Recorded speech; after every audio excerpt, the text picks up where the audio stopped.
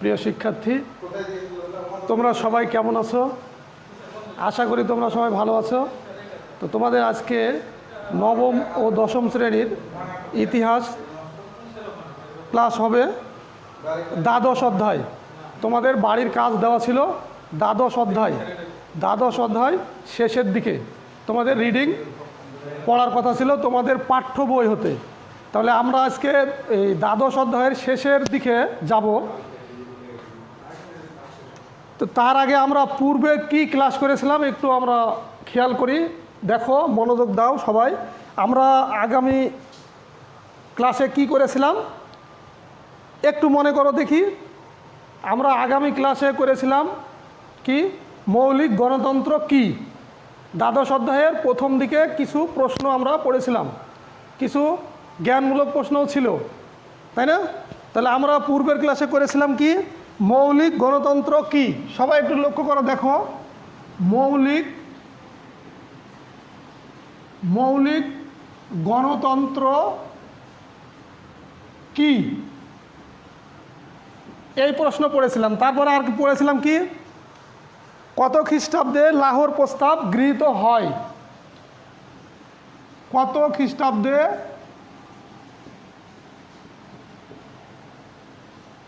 লাহোর প্রস্তাব গৃহীত হয়। তাহলে নিশ্চয় তোমরা জানো কত খ্রিস্টাব্দে লাহোর প্রস্তাব গৃহীত হয়। আমরা গত ক্লাসে করেছিলাম। একটু সবাই ভাবো, দেখো, এটার উত্তর হবে 1940 খ্রিস্টাব্দে। 1940 খ্রিস্টাব্দে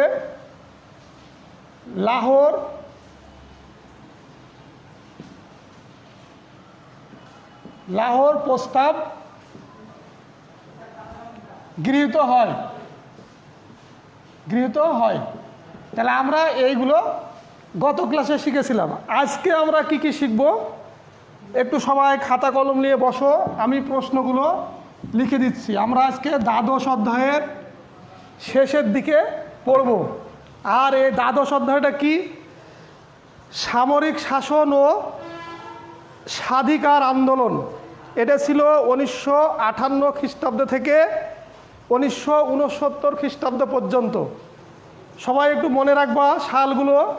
তাহলে আজকে সামরিক শাসন ও স্বাধিকার আন্দোলনটা ছিল 1958 সাল থেকে 1969 সাল পর্যন্ত। আচ্ছা, তাহলে আমরা আজকের যে অধ্যায়গুলো পড়ব, এই অধ্যায়গুলো থেকে যেগুলো মূল প্রশ্ন সেইগুলো তোমাদেরকে করাই প্রত্যেক দিন, তাই না? তাহলে আজকে আমরা পড়ব এই দ্বাদশ অধ্যায়ের এই ক্লাসে যেইগুলো পড়ব সেইগুলো একটু প্রশ্নগুলো লিখে দিচ্ছি। এরপরে আমি উত্তর আলোচনা করব, উত্তর লিখে দেব, তাহলে তোমাদের জন্য সুবিধা হবে। আর তোমরা তো বাসায় রিডিং শেষের দিকে পড়েছো। তো তাহলে আমরা যাই আজকে এই পাঠ থেকে কি কি পড়ব। দেখো, আগরতলা মামলার গুরুত্ব ব্যাখ্যা করো। 1 নম্বর, আগরতলা মামলার গুরুত্ব। আগরতলা মামলার গুরুত্ব।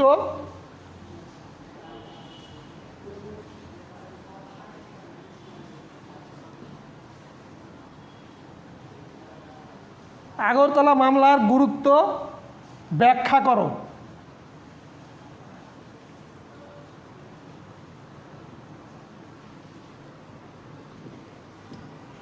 আমরা আজকে দেখো এই পাঠ থেকে যেগুলো শিখব সেটার 1 নম্বর ইম্পর্টেন্ট প্রশ্ন, আগরতলা মামলার গুরুত্ব ব্যাখ্যা করো।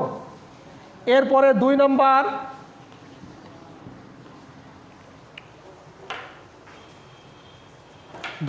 হচ্ছে কে 1962 খ্রিস্টাব্দে,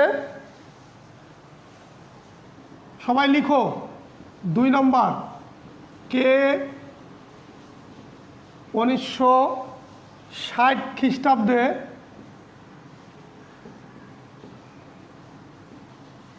উনিশশো ষাট খ্রিস্টাব্দে 5 বছরের জন্য প্রেসিডেন্ট নির্বাচন হয়। 5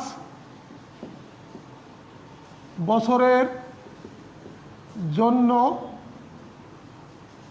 5 বছরের জন্য প্রেসিডেন্ট নির্বাচিত হয়।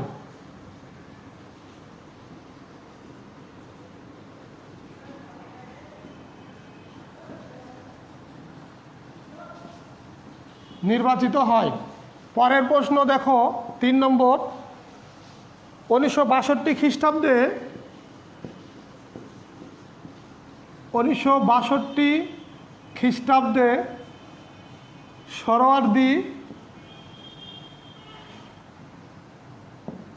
সোহরাওয়ার্দী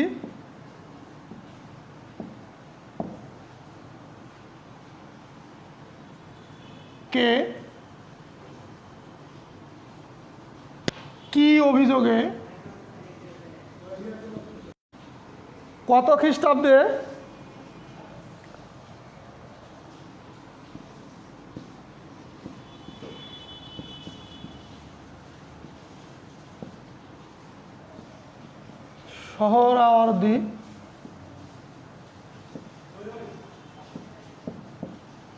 সোহরাওয়ার্দীকে, এর পরের প্রশ্ন দেখো, কত খ্রিস্টাব্দে সোহরাওয়ার্দী মৃত্যুবরণ করেন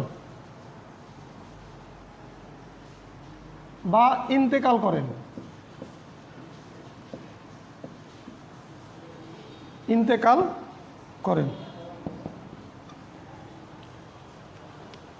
প্রিয় শিক্ষার্থী, আজকে দেখো আমরা আজকের এই অধ্যায় থেকে যেইগুলো জানবো সেইগুলো লিখে দিয়েছি। তোমরা সবাই নিজ নিজ খাতায় লিখো। তোমাদের সৃজনশীল প্রশ্নে এই সমস্ত প্রশ্নের মধ্যে থেকেই পরীক্ষায় আসবে। কীরকম দেখো, আগরতলা মামলার গুরুত্ব ব্যাখ্যা করো 1 নম্বর। 2 নম্বর হচ্ছে কে 1960 খ্রিস্টাব্দে 5 বছরের জন্য প্রেসিডেন্ট নির্বাচিত হয়। এরপরে দেখো 1962 খ্রিস্টাব্দে সোহরাওয়ার্দীকে কি গ্রেপ্তার করা হয়, কত খ্রিস্টাব্দে সোহরাওয়ার্দী ইন্তেকাল করেন। আজকের এই 12 অধ্যায়ের আমরা এই প্রশ্নগুলো উত্তর জানব। তাহলে প্রিয় শিক্ষার্থী, আসো আমরা এখন এর উত্তরগুলো খাতায় লিখব। সবাই মনোযোগ দিয়ে এই যে প্রশ্নগুলো লিখে দিচ্ছি এই প্রশ্ন সহ উত্তরগুলো লিখবা। তাহলে এবার আমরা যাব আগরতলা মামলার গুরুত্ব ব্যাখ্যা করো। 1 নম্বর দেখো লেখা আছে আগরতলা মামলার গুরুত্ব ব্যাখ্যা করো। উত্তর সবাই লিখো। এই আগরতলা মামলার গুরুত্ব ব্যাখ্যা করো, এরকম প্রশ্ন থাকবে। খুব ইম্পর্টেন্ট প্রশ্ন তোমাদের জন্য, খুবই খুবই গুরুত্বপূর্ণ প্রশ্ন। তাহলে আগরতলা মামলার গুরুত্ব আমরা এখন ব্যাখ্যা করব। এই প্রশ্নটা তোমাদের সামনে যত আগের ক্লাসে যাবা ততই আরও বড় হবে, বড় পরিসরে জানতে পারবা। তাহলে এখন আমরা আগরতলা মামলার গুরুত্ব ব্যাখ্যা করব বাঙালি জাতীয় ইতিহাসের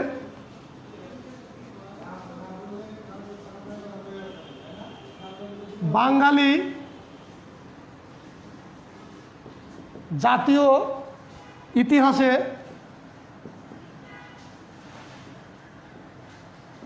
আগরতলা মামলার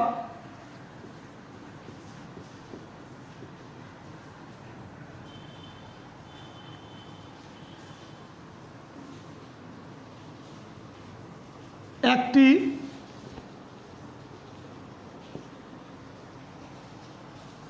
গুরুত্বপূর্ণ স্থান।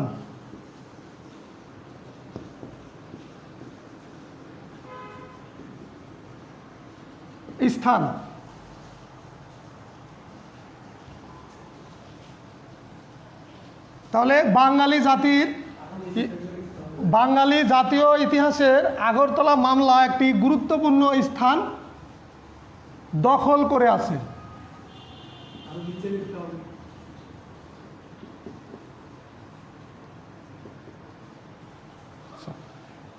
দখল করে আছে।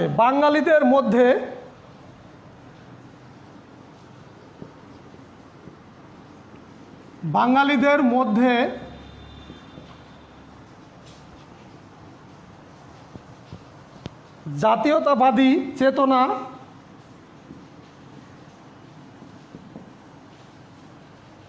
জাতীয়তাবাদী চেতনা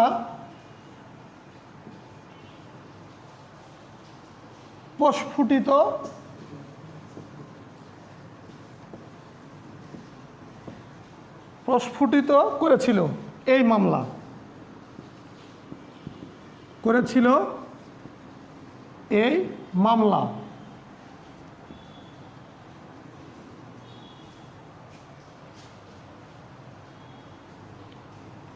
আইয়ুব যে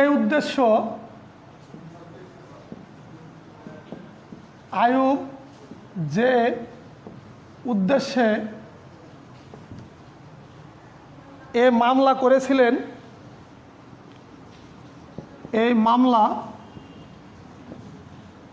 করেছিলেন, তা সফল হয়নি,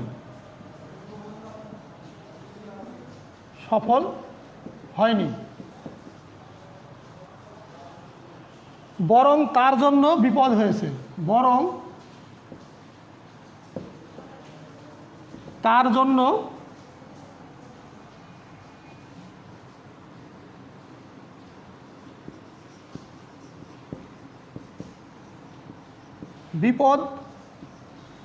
হয়েছে।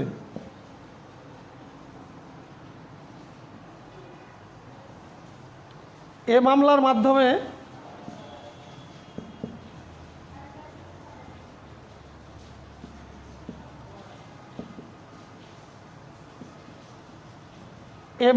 মাধ্যমে মাওলানা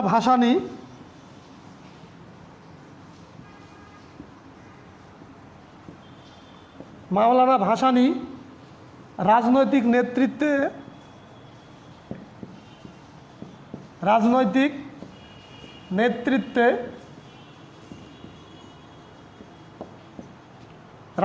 নেতৃত্বে এগিয়ে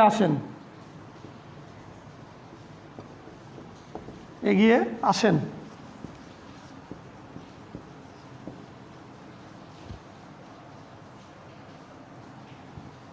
এবং শেখ মুজিবুর রহমান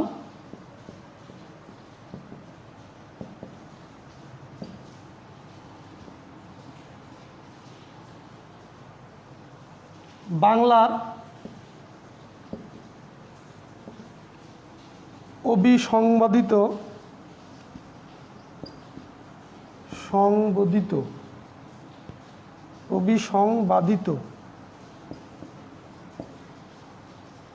নেতা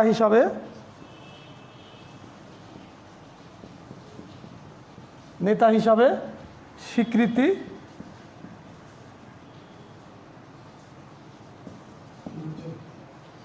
স্বীকৃতি লাভ করেন।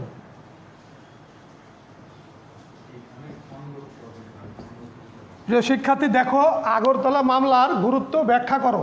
এটার উত্তর দেখো, বাঙালি জাতীয় ইতিহাসের আগরতলা মামলা একটি গুরুত্বপূর্ণ স্থান দখল করে আছে। বাঙালিদের মধ্যে জাতীয়তাবাদী চেতনা প্রস্ফুটিত করেছিল এই মামলায়। আইয়ুব যে উদ্দেশ্যে এই মামলাটি করেছিল তা সফল হয়নি, বরং তার জন্য বিপদ হয়েছে। এই মামলার মাধ্যমে মাওলানা ভাসানী রাজনৈতিক নেতৃত্বে এগিয়ে আসেন এবং শেখ মুজিবুর রহমান বাংলার অবিসংবাদিত নেতা হিসাবে স্বীকৃতি লাভ করেন। তাহলে আমরা এর পরের প্রশ্নে যাব। সবাই লিখছো তো? আচ্ছা, এর পরের প্রশ্নে আমরা যাব। দেখো, লক্ষ্য করো, পরের প্রশ্ন,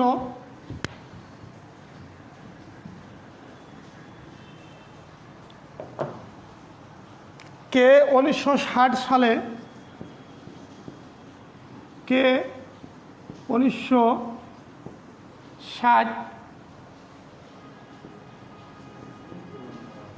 খ্রিস্টাব্দে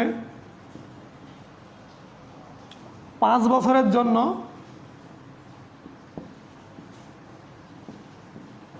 5 বছরের জন্য প্রেসিডেন্ট নির্বাচিত হন।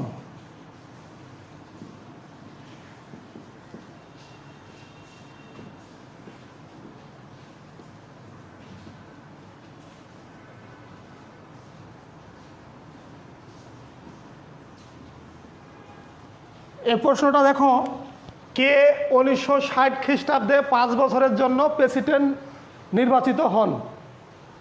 তোমাদের জ্ঞানমূলক প্রশ্ন এটা অনেক সময় সৃজনশীল প্রশ্নে দেখবা কয়ে এরকম জ্ঞানমূলক প্রশ্ন দেওয়া থাকে, তোমরা বুঝতে পারো না, সরাসরি স্ট্রিম তুলে রাখো। এই যে দেখো, এই ধরনের যদি প্রশ্ন থাকে তোমাদের পরীক্ষায় যে কে 1960 খ্রিস্টাব্দে 5 বছরের জন্য প্রেসিডেন্ট নির্বাচিত হয়েছিল, তাহলে এই ধরনের উত্তর হলে তোমরা দেখি সরাসরি পুরো স্ট্রিম উঠিয়ে রাখো, বুঝোই না যে জ্ঞানমূলক প্রশ্নটা কি। এই সৃজনশীল প্রশ্নের জ্ঞানমূলক প্রশ্ন কি তোমরা ধরতে পারো না। তো যারা ধরতে পারো না তারা যদি এই সমস্ত ক্লাসগুলো করো তাহলে এই প্রশ্নগুলো খুব সহজে বুঝতে পারবা এবং পরীক্ষার খাতায় ঠিক মতো লিখতে পারবা। তো তাহলে আমরা উত্তরে যাব, সবাই উত্তর লিখো। উত্তর, কে 1960 খ্রিস্টাব্দে 5 বছরের জন্য প্রেসিডেন্ট নির্বাচিত হন। উত্তর লিখো, আইয়ুব খান।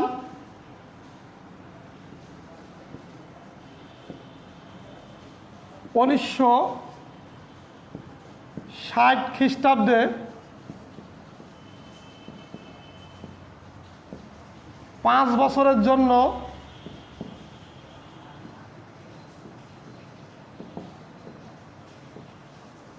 5 বছরের জন্য প্রেসিডেন্ট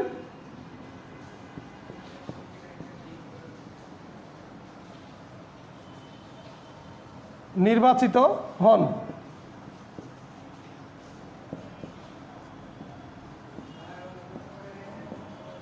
প্রিয় শিক্ষার্থী, লক্ষ্য করো, উত্তরটা দেখো, সবাই লিখো। যে প্রশ্নটা হচ্ছে, এর আগে বললাম, তোমাদের সুবিধার্থে আমি আরেকবার বলছি, দেখো তোমাদের বোঝার সুবিধার্থে, কে 1960 খ্রিস্টাব্দে 5 বছরের জন্য প্রেসিডেন্ট নির্বাচিত হন। জ্ঞানমূলক প্রশ্ন। দেখো, আইয়ুব খান 1960 খ্রিস্টাব্দে 5 বছরের জন্য প্রেসিডেন্ট নির্বাচিত হন।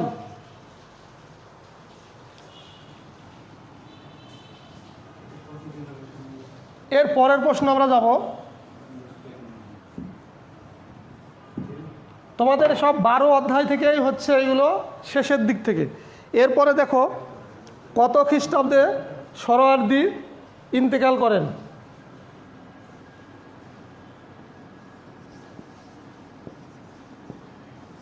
কত খ্রিস্টাব্দে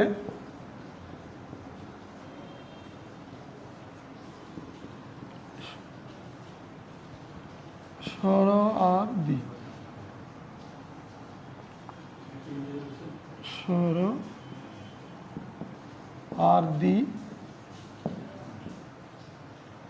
কত খ্রিস্টাব্দে সোহরাওয়ার্দী ইন্তেকাল করেন।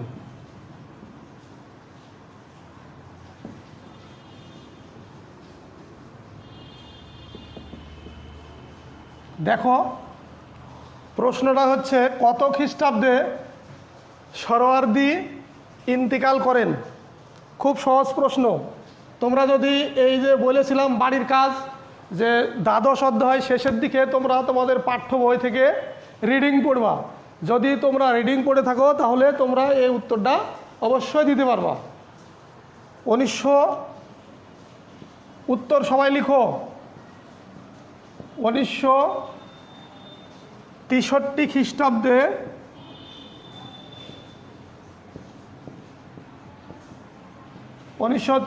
খ্রিস্টাব্দে সোহরাওয়ার্দী ইন্তেকাল করেন।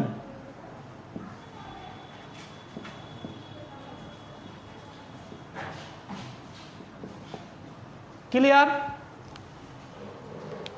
আশা করি তোমরা এই প্রশ্নগুলো বুঝতে পারছ। খুব সহজ প্রশ্ন। এর পরের প্রশ্নে যাব, সবাই লিখে নাও।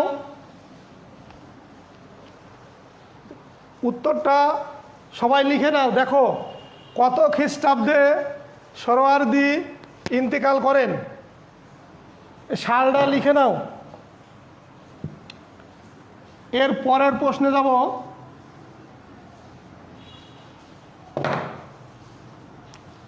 উনিশশো ৬২ সালে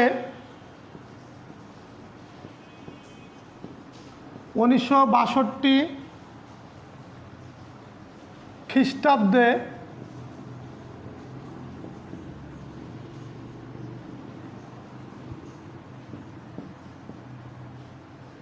সোহরাওয়ার্দী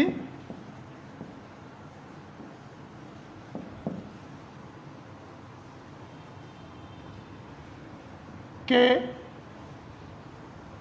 কি অভিযোগে গ্রেপ্তার করা হয়?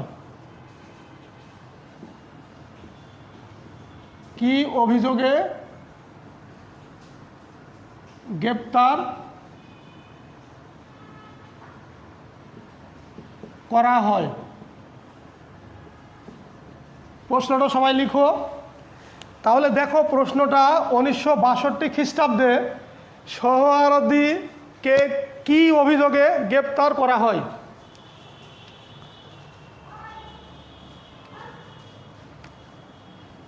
উত্তরটা সবাই লিখো, সবাই মনোযোগ দাও একটু।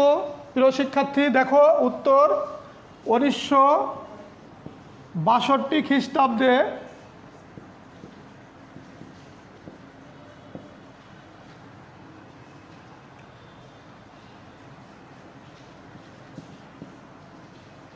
সোহরাওয়ার্দী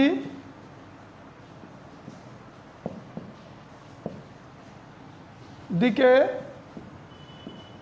1962 খ্রিস্টাব্দে সোহরাওয়ার্দীকে কি অভিযোগে গ্রেপ্তার করা হলো? দেখো 1962 খ্রিস্টাব্দে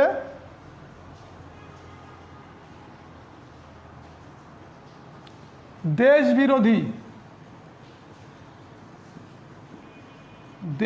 বিরোধী অভিযোগ ছিল তার বিরুদ্ধে। দেশ বিরোধী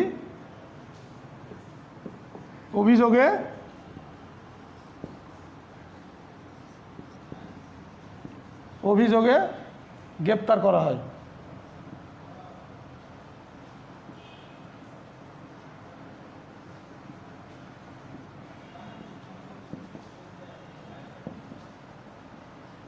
সবাই খাতায় লিখো।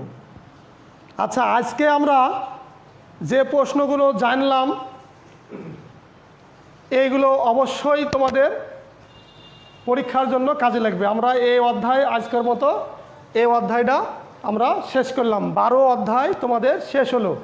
এরপরে তোমাদের বাড়ির কাজ দেওয়া থাকছে, সেটা হচ্ছে যে তোমাদের এই যে ত্রয়োদশ অধ্যায় অর্থাৎ 13 অধ্যায় যেটা, সেটা 13 অধ্যায়ের প্রথম দিকে তোমরা সবাই বাসায় তোমাদের পাঠ্য বই হতে রিডিং পড়বা।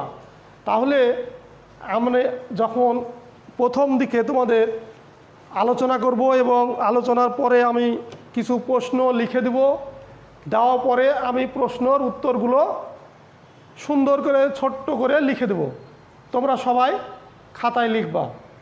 তাহলে তোমাদের বাড়ির কাজ দেওয়া থাকছে কি? ত্রয়োদশ অধ্যায়। তোমাদের 13 অধ্যায়ের প্রথম দিকে তোমাদের রিডিং বই থেকে রিডিং পড়বা। পরবর্তী ক্লাসে তোমাদের এই 13 অধ্যায় থেকে পড়াবো। তাহলে আমরা আজকের এই ক্লাসে শিখন কি শিখলাম একটু যাচাই করি, দেখি আমরা কি শিখলাম। শিখলাম কি? আগরতলার মামলার গুরুত্ব, তাই না? তোমরা তো এখন আগরতলা মামলার গুরুত্ব সম্বন্ধে কিছু হলেও বুঝতে পারছো এবং আগরতলা মামলাটা কি সেটাও বুঝতে পারছো। আগরতলা মামলা থেকে যে বঙ্গবন্ধু শেখ মুজিবুর রহমানের যে একটা তার প্রতি যে জনগণের যে বিশ্বাস সেটা সৃষ্টি হয়েছে। তারপরে আমরা কি জানলাম যে কত খ্রিস্টাব্দে এই যে বাঙালি জাতি যে আগরতলা মামলার ষড়যন্ত্র কি কারণে হয়েছিল সেগুলো জানতে পেরেছি। তারপরে আর কি জানলাম যে কত খ্রিস্টাব্দে সোহরাওয়ার্দীকে কি অভিযোগে গ্রেপ্তার করা হলো। এটা জানতে পারলাম। তারপরে আর কি জানলাম, সে কত খ্রিস্টাব্দে মারা গিয়েছিল। হ্যাঁ, আমাদের আজকের এই অধ্যায় থেকে এই বিষয়গুলো শিখলাম। তাহলে এরপরে তোমাদের 13 অধ্যায়ের রিডিং পড়া বাড়ির জন্য দেওয়া থাকলো। তোমরা অবশ্যই বাড়ির কাজ এই 13 অধ্যায়ের প্রথমের দিকে একটু রিডিং পড়বা বাসায়। তো আজকে এ পর্যন্তই তোমাদের সাথে। খোদা হাফেজ।